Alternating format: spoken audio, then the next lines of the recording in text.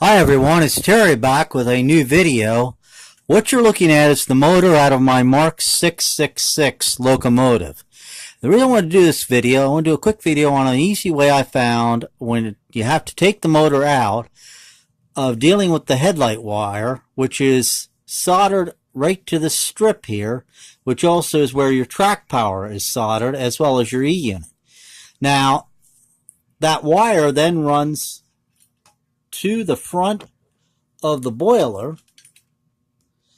and right behind that plate, which is held on the rear side with these two screws, is the headlight socket.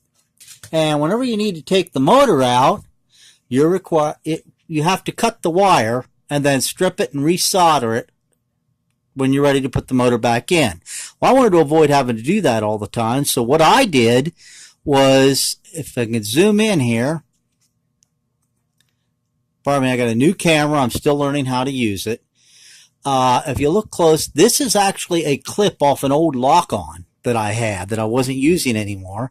I snapped that off and soldered that to that power strip there, and now whenever I need to put the headlight wire back onto it, I simply press the clip, put it in, lock it into place as I'm putting the motor back in the shell, and it eliminates that need for cutting the wire and then resoldering it.